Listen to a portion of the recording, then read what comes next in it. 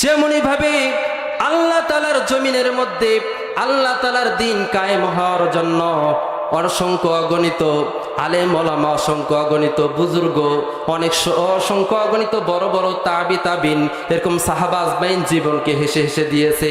কারণ আল্লাহ তাআলা বলেছেন, আমার জান্নাতকে আমি তোমাদের নিকট বিক্রি করে দিয়েছি আনফুসাহুম ওয়া আমওয়ালাহুম। এই জন্য তো সাহাবা আজমাইনদের জীবনী দেখতে গেলে হাসতে হাসতে তাদের জীবন দিয়েছেন। কথা বলেন ঠিক কিনা? এমনই ভাবে হযরতে সুমাইয়া রাদিয়াল্লাহু তাআলা তিনি যখন কালিমা গ্রহণ করলেন, আমার মা বোনেরা, কালিমা গ্রহণ করার পরে নিষ্ঠুর আবু জাহেল হযরতে সুমাইয়া রাদিয়াল্লাহু তাআলা আনহাকে উঠে নিয়ে গেলেন। উঠে নেওয়া যাওয়ার পরে তার সন্তানকে এক পিলারের সাথে বাঁধছে। হযরতে সুমাইয়া রাদিয়াল্লাহু তাআলা আনহাকে এক পিলারের সাথে বাঁধছে, তার স্বামীকে এক পিলারের সাথে বাঁধার পরে বলতেছে, সুমাইয়া রে, আমি শুনলাম তুমি নাকি এরকম আব্দুল্লাহর ছেলে মুহাম্মদের কালিমা পড়ে মুসলমান হয়ে গেছো। হযরতে সুমাইয়া রাদিয়াল্লাহু তাআলা আনহা বললেন, হ্যাঁ আমি মুসলমান হয়ে গিয়েছি। হযরতে সুমাইয়া রাদিয়াল্লাহু তাআলা আনহার এই কথা শোনার সঙ্গে সঙ্গে নিষ্ঠুর আবু জাহেল অত্যন্ত বিক্ষুব্ধ হয়ে যায়, অত্যন্ত রাগান্বিত হয়ে যায়। বললেন, ও সুমাইয়া, তোমাকে আমি দুইটা অফার দেব। তুমি যে মুহাম্মদের কালিমা যদি তুমি ছেড়ে দাও, তাহলে তোমাকে ছেড়ে দিয়ে অত্যন্ত টাকা পয়সা দিয়ে তোমাকে এরকম লাঞ্ছিত অপমানিত না করে তোমাদেরকে ছেড়ে দেওয়া হবে। আর তুমি যদি কালিমা গ্রহণ করো, আল্লাহ তাআলার উপরে এক আল্লাহর প্রতি যে ঈমান রাখো, তাহলে অত্যন্ত অপদস্থ অপমানিত করে তোমাকে দুনিয়া থেকে লাঞ্ছিত করে অপদস্থ করে বিদায় করে দেওয়া হবে। আমার ভাইয়েরা, আমার বন্ধুগণ, হযরতে সুমাইয়া রাদিয়াল্লাহু তাআলা আনহা আসমানের দিকে তাকাইয়া চোখের পানি ছেড়ে ছেড়ে কান্না শুরু করে দিলেন। ওগো রব্বুল আলামিন, আপনার জন্য, আপনাকে রাজি খুশি করার জন্য আজকে কালিমা গ্রহণ করেছে আল্লাহ। এটা নিশ্চয় আপনার পক্ষ থেকে পরীক্ষা। আর আপনি তো কোরআনের পাকের মধ্যে বলেছেন জীবন দিতে হবে জান্নাতের জন্য। ওগো রব্বুল আলামিন, আপনি আপনার পরীক্ষার মধ্যে পাশ করে নেবেন, এইভাবে মনে মনে দোয়া করতেছেন। হযরতে সুমাইয়া রাদিয়াল্লাহু তাআলা আনহাকে বললেন, ও সুমাইয়া, তুমি কি কালিমা ছাড়বে নাকি তোমাকে অপদস্থ অপমানিত করব? হযরতে সুমাইয়া বললেন, না না, আমার জীবন দিতে রাজি, কিন্তু আমি কালিমা ছাড়তে রাজি নয়। হযরতে সুমাইয়া রাদিয়াল্লাহু তাআলা আনহার একটা একটা করে কাপড় খুলতে শুরু করলেন। হযরতে সুমাইয়া রাদিয়াল্লাহু তাআলা আনহা চোখ বুজে বুজে যখন কান্না শুরু করলেন, ডুকরে ডুকরে কান্না শুরু করলেন। আমার ভাইয়েরা, আমার বন্ধুগণ, এই ঘটনা বলার উদ্দেশ্য একটাই, হযরতে সাহাবা আজমাইন কোন বিনিময়ে, কোন রক্তের বিনিময়ে, কি পরিমাণ ত্যাগের বিনিময়ে আমাদের কাছে ইসলাম এসেছে। আমরা তো মুসলমানের ঘরে জন্মগ্রহণ করেছি, আমরা তো কিছুই জানি না। কত কষ্টের কারণে, কত মুজাহাদার কারণে আমাদের পর্যন্ত ইসলাম এসেছে, কোরআন এসেছে, একটু চিন্তা করলে আপনারা পাবেন। আমার বন্ধুগণ, আমার ভাইয়ারা রে, আমার পর্দার অন্তরের মা, ভালো করে শুনে নাও, বুঝে নাও। আল্লাহ রব্বুল আলামিন বলতেছেন, ফাল্লাদহাকু কলিলাও ওয়াল্লাবকু কাসীরা। ও দুনিয়ার মানুষ, ভালো করে শুনে নাও, বুঝে নাও। আল্লাহ রব্বুল আলামিন বলতেছেন, ফাল্লাদহাকু কলিলাও ওয়াল্লাবকু কাসীরা। কম কম হাসো, বেশি বেশি কান্না করো। আমার ভাইরা, আমার বন্ধুগণ, আল্লাহ তাআলার রাজি খুশি করার জন্য যদি একটা ফোঁটা চোখের পানি কাঁদতে পারো, সেরে সেরে কাঁদতে পারো, রব্বুল আলামিন বলেন, কিয়ামতের ময়দানে যখন জাহান্নামটা কিয়ামতের ময়দানের কাছাকাছি চলে আসবে, ৭০,০০০ ফেরেশতা সেই জাহান্নামকে ধরে রাখতে পারবে না। এই দৃশ্য দেখে রহমাতুল লিল আলামিন নবী সিজদায় পড়ে চিৎকার করে কাঁদতে থাকবে। রব্বুল আলামিন বলবে, ও আমার বন্ধু, তোমার তো সামনেও কোনো গুনাহ নাই, পিছেও কোনো গুনাহ নাই, তুমি জান্নাতে চলে যাও। আমাদের রহমাতুল লিল আলামিন নবী বলবেন, ও গো রব্বুল আলামিন, আপনার জান্নাতে আমি ততক্ষণ পর্যন্ত প্রবেশ করব না যতক্ষণ পর্যন্ত আপনি আমার গুনাহগার উম্মতদেরকে নিয়ে জান্নাতে পাঠাইবেন না। আমার বন্ধুগণ, আমার ভাইয়েরা, আল্লাহ রব্বুল আলামিন কিছু সংখ্যক পানি রহমাতুল লিল আলামিনের নিকট দেবে। ও গো রব্বুল আলামিন, ও আমার দোস্ত মুহাম্মদ, এই পানিটা আপনি জাহান্নামের আগুনের মধ্যে নিক্ষেপ করে দেন। রহমাতুল লিল আলামিন আলামিন নবী যখন এই পানিটা যখন জাহান্নামের মধ্যে নিক্ষেপ করবে, চোখের পলকের মধ্যে জাহান্নামটা অনেক দূরে চলে যাবে। আমার ভাইরা, আমার বন্ধুগণ, পর্দার অন্তরের মা, ভালো করে শুনে নাও, বুঝে নাও। এক ফোঁটা চোখের পানি কোন ব্যক্তি যদি এরকম চোখের পানি ছেড়ে কাঁদতে পারে, হাদিস শরীফের মধ্যে আল্লাহ রব্বুল রহমাতুল্লিল আলামিন নবী বলে, চোখের পানি নাকের ডোকায় আসার আগে আমার আল্লাহ রব্বুল আলামিন তার জিন্দেগীর গুনাহ খাতাগুলো মাফ করে দেয়। বলেন সুবহানাল্লাহ। এই কথায় আল্লাহ রব্বুল আলামিন 10 নম্বর পারার 19 নম্বর পৃষ্ঠার 3 নম্বর লাইনে বলতেছেন, ফাল্লাদহাকু কলিলা, ও দুনিয়ার মানুষ কম কম হাস। হাদিস শরীফের মধ্যে বলেন, কোন ব্যক্তি যদি বেশি বেশি অট্ট হাসি দেয়, তার অন্তরের মধ্যে অন্তরটা এমন শক্ত হয়ে যায়, আল্লাহ তাআলার ভয়ে তার চোখ থেকে পানি বের হয় না। আমার বন্ধুগণ, আমার ভাইরা রে, হযরত খাদিজা রাদিয়াল্লাহু তাআলা আনহা চোখের পানি ছেড়ে ছেড়ে কান্না শুরু করলেন আর বললেন, ও আমার সন্তান, আমাকে যদি আল্লাহ তাআলার রাজি খুশি করার জন্য জীবনকে দিতে হয়, আমি জীবন দিতে রাজি, আমি জীবন দেব, তোমরাও জীবন দিও, কিন্তু নিষ্ঠুর আবু জাহেলের নিকট তোমরা মাথাকে নত করো না। আমার ভাইয়েরা, আমার বন্ধুগণ, আমার পর্দার অন্তরের মা, একটু ভালো করে চিন্তা করে নাও, একটু ভালোভাবে বুঝে নাও, ইসলামের জন্য আমাদের কতটুকু আত্মত্যাগ করেছি, কতটুকু দান করেছি, কতটুকু সদকা করেছি, কিন্তু হযরত সাহাবা আজমাইন তাদের জীবনকে বিতাড়িত করেছে। হযরত খাদিজা রাদিয়াল্লাহু তাআলা আনহাকে এক পর্যায়ে উলঙ্গ করে দেয়। তিনি আসমানের দিকে তাকাইয়া মনে মনে দোয়া করে, রব্বুল আলামিন, আপনি এ পরীক্ষা নিছেন রব্বুল আলামিন, আপনি আপনার পরীক্ষায় পাশ করে নেবেন। হযরতে খাদিজা রাদিয়াল্লাহু তাআলা আনহা হযরতে সুমাইয়া রাদিয়াল্লাহু তাআলা আনহাকে বারবার বলতে বলতে, কালিমা ছাড়তে ছাড়তে বলতেন। এই কথা বলার সঙ্গে সঙ্গে আবু জাহেল, নিষ্ঠুর আবু জাহেলের মধ্যে রাগ উঠে যায়। এই কথা বললেন, ও সুমাইয়া রে, শেষ পর্যন্ত তোমাকে বললাম কালিমা ছাড়ো, না হলে তোমার জীবন দিতে হবে। এই কথা শোনার সঙ্গে সঙ্গে নিষ্ঠুর আবু জাহেল এমন জোরে একটা তরবারি তার নাভির নিচে প্রবিষ্ট করে দিলেন। খাদিজা রাদিয়াল্লাহু তাআলা আনহা যখন মৃত্যু শয্যায় কাঁদতেছিলেন, এরকম সাকরাতুল মাউত যখন কাছে চলে আসলেন, তিনি একবার আসমানের দিকে হাসি দিলেন, আবার একবার কান্না করলেন, আবার একবার বললেন, ওয়া আলাইকুমুস সালাম ওয়া রাহমাতুল্লাহ। নিষ্ঠুর আবু জাহেল বলল, দুনিয়ার জমিনের মধ্যে অনেক মানুষের মৃত্যু দেখেছি, কিন্তু এই পাগলের মৃত্যুর মতো আমি আর জীবনে কোনো মৃত্যু দেখি নাই। ও সুমাইয়া রে, তোমাকে শেষবারের মতো একটা কথা আমি বলতে চাই, তুমি কেন আসমানের দিকে হাসলে, আবার বললে ওয়া আলাইকুমুস সালাম, আবার একবার কাঁদলে, কারণটা কি? হযরতে সুমাইয়া রাদিয়াল্লাহু তাআলা আনহা বললেন, ও নিষ্ঠুর আবু জাহেল, আমি আল্লাহ তাআলার প্রেমে, আল্লাহ তাআলাকে রাজি খুশি করার জন্য আমার জীবনটা দিচ্ছি।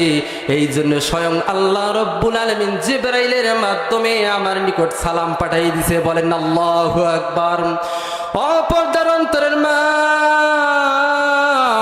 ভালো করে শুনে নাও, বুঝে নাও। হযরত খাদিজা রাদিয়াল্লাহু তাআলা আনহাকে জিজ্ঞাসা করলেন, খাদিজা রে, তুমি কেন হাসি দিলে? হযরতে সুমাইয়া রাদিয়াল্লাহু তাআলা আনহা বললেন, নিষ্ঠুর আবু জাহেল, আমার জীবনটাকে যে আমি বিতাড়িত করলাম, উৎসর্গিত করলাম, শহীদ হয়ে গেলাম, আমার আল্লাহ রব্বুল আলামিন খুশি হয়ে আল্লাহ রব্বুল আলামিন জান্নাতুল ফিরদাউস আমার জন্য উপহার স্বরূপ পাঠিয়ে দিয়েছে। বলেন আল্লাহু আকবার। হযরতে ফাতিমা রাদিয়াল্লাহু তাআলা আনহা যেদিন দুনিয়া থেকে চির বিদায় নেবেন, তিনি বিদায় নেওয়ার পূর্বে তিনি এরকম স্বপ্নে যুগে দেখলেন, বিশ্ব নবী রহমাতুল্লিল আলামিন নবী স্বপ্নে যুগে দেখালেন, ও ফাতেমা রে, তুমি এমন একটা রোজা রাখবে, যেই রোজার সেহরি খাবে তুমি মুহাম্মাদুর রাসূলুল্লাহ সাল্লাল্লাহু আলাইহি সাল্লামের ঘরে, আর ইফতারি করবে আমি মুহাম্মাদুর রাসূলুল্লাহ সাল্লাল্লাহু আলাইহি সাল্লামের সঙ্গে। হযরত খাদিজা রাদিয়াল্লাহু তাআলা আনহা, হযরত ফাতিমা রাদিয়াল্লাহু তাআলা আনহা ফজরের নামাজের পরে তিনি চোখের পানি ছিঁড়ে ছিঁড়ে ডুকরি ডুকরি কান্না শুরু করলেন। বিশ্বনবী সাল্লাল্লাহু আলাইহি সাল্লামের জামাতা হযরতে আলী রাদিয়াল্লাহু তাআলা আনহা বললেন, ও ফাতেমা রে, তুমি কেন চোখের পানি ছেড়ে ছেড়ে কাঁদতেছো? হযরতে ফাতেমা রাদিয়াল্লাহু তাআলা আনহা বললেন, ও প্রাণের স্বামী গো, আমি আমার আব্বাজানকে স্বপ্নে যুগে আমি দেখেছিলাম। আমার আব্বাজান বলেছিল, ও ফাতেমা, তুমি মন একটা রোজা রাখবে, যে রোজার সেহরি খাবে। নারে তাকবীর! প্রধান মুফাসসির আগমন। গয়া বাড়ির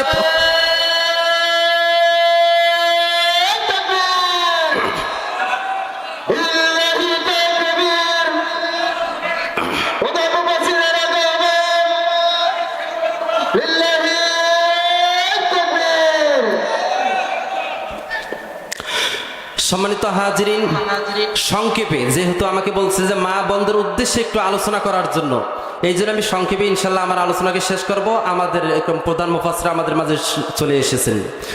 আমার ভাইয়েরা, আমার বন্ধুগণ, হযরতে ফাতেমা রাদিয়াল্লাহু তাআলা আনহা চোখের পানি ছেড়ে ছেড়ে কাঁদতেছিলেন ফজরের নামাজের পরে।